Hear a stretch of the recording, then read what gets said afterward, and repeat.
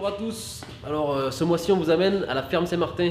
On part à la rencontre de Thomas Julien, qui est vigneron au domaine, il va nous rejoindre. Salut Thomas. Ça va bien? Ça va? Ouais, nickel. Ouais. Nickel. Parfait. Bon, merci de nous recevoir. Merci à vous de venir et bienvenue un peu Merci. sur le domaine, ça fait plaisir. et puis voilà quoi. Alors tu vas un peu nous expliquer déjà où se situe le domaine. Voilà. Donc on sait qu'on est en vallée du Rhône, mais où précisément? Voilà, donc ici on est dans la vallée du Rhône, dans le sud de la vallée du Rhône. On est à hauteur d'Avignon, près de Orange-Avignon en fait sur la 7.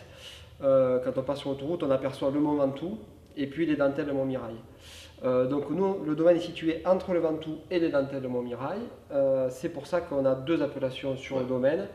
L'appellation Ventoux, facile, qui était Côte du Ventoux, qui est devenu Ventoux pour une question de simplicité, comme les vins d'ailleurs, on verra.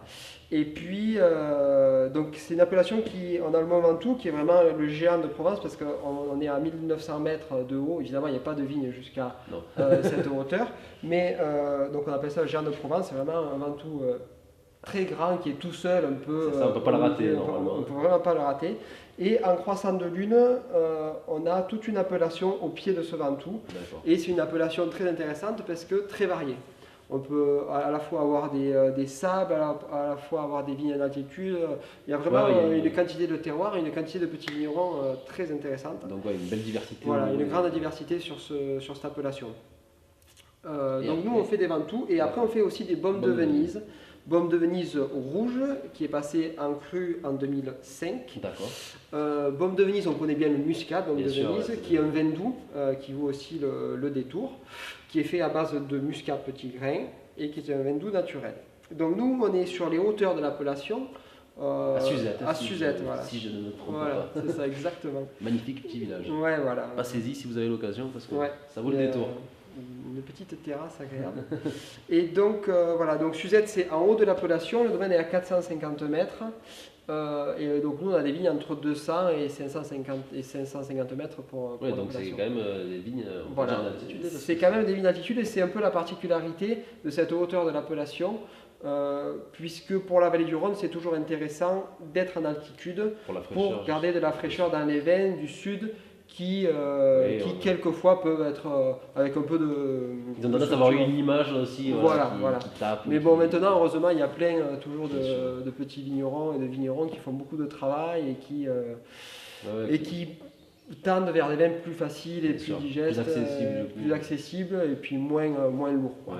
Voilà un petit peu pour les appellations. Et au niveau du domaine alors le domaine, c'est mon grand-père qui a créé le domaine dans les années 60. D'accord. Donc il a travaillé ici pendant 10 ans, puis la force des choses a fait qu'il a pu racheter le domaine. Puis en 56, on a eu un gros gel en février qui a tout gelé, donc il a replanté de la vigne l'année suivante. Il faisait un peu de vin dans son garage, etc. Et puis il a fait la première cuvée à la vente en 1964. D'accord. Mon père ensuite a repris le domaine dans les années 80. Et là maintenant, donc, mon père a fait un gros travail de plantation, de développement et une approche vers la bio et puis vers la vinification naturelle, notamment sans sulfite. Et ensuite, moi, après un peu des tours en France chez différents vignerons en camion aménagé, on va dire, j'ai rejoint le domaine. Repris le flambeau, mais on travaille quand même encore en équipe. Et c'est ça qui est intéressant, c'est d'arriver à tous les deux être très multitâches et puis arriver à se compléter comme il faut. Voilà. Sachant qu'après, on a quand même 3 gars à l'année dans les vignes. Ça représente combien au niveau de... Donc il y a 25 hectares, 25 hectares de vignes sur les 3 appellations. Il y a de quoi travailler. Il y a de quoi travailler. Ça fait une centaine de petites parcelles en fait. Ah oui, d'accord. Une centaine de petites parcelles. Donc tout est travaillé au chenillard. Tout est travaillé évidemment en bio, donc c'est-à-dire pas de produits, pas de désherbants. Est-ce qu'on peut expliquer ce que c'est le chenillard pour peut-être... Ah oui, le chenillard c'est un tracteur, mais à la place des roues il y a des chenilles. Voilà. Et ce qui est intéressant, c'est que au même titre que quand on est sur la plage, on est sur la pointe des pieds sur la plage, on s'enfonce. Et si on est les deux pieds à plat sur la plage, on ne s'enfonce pas. Donc le chenillard, au lieu d'avoir le poids sur 4 points de cette taille, on a le poids sur Qui est réparti. qui est très réparti, donc on ne tasse pas les sols. Voilà, ça abîme moins les Ce sols. qui est très important pour la vie microbienne des sols, de garder une certaine vie. Donc c'est vraiment le... Donc voilà, donc on travaille tout au chenil et ensuite par rapport à cette vie des sols, on travaille toute l'année pour avoir une vie, une faune et une flore développée dans les sols avec tout un travail de raisonnement qu'on ne va pas enclencher là parce que sinon ça va durer un peu trop de temps. Et puis voilà, donc on arrive à avoir un biotope un peu comme...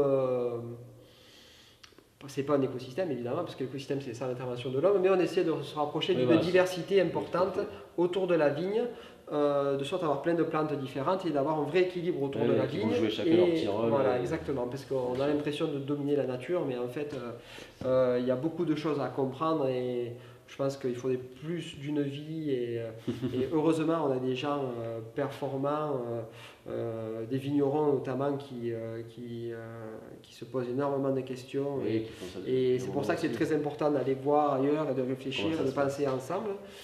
Voilà, bon bref, et donc une fois qu'on a cet équilibre à la vigne, on peut faire du vin sans ajout de produits oenologiques, c'est-à-dire sans sulfite, sans levure, sans acidification, sans dosage, sans etc. etc. Voilà, donc ça c'est un peu ce qui nous plaît, ce qui nous fait vibrer un peu. Beaucoup oui, d'essayer de ne pas trop intervenir après quand voilà, ça va pas trop intervenir jamais... et puis faire des vins qui nous plaisent, des vins qu'on a envie de boire, des vins qui ne soient pas trop lourds, des vins digestes, des vins qui plaisent autant à des grands sommeux, enfin à des gens qui sont habitués à goûter du vin que à des copains, parce que le vin avant tout est fait pour boire. Quoi, donc, voilà. En parlant de ça, on va peut-être y aller alors. Voilà, donc on va se faire une petite déguste sur les différents vins. C'est ça. Et puis voilà, quoi d'autre on a fait un peu... Je pense qu'on pourra parler après un peu plus des voilà, on va parler des vins. sur la dégustation. Ça marche. On fait comme ça, ça roule, c'est parti.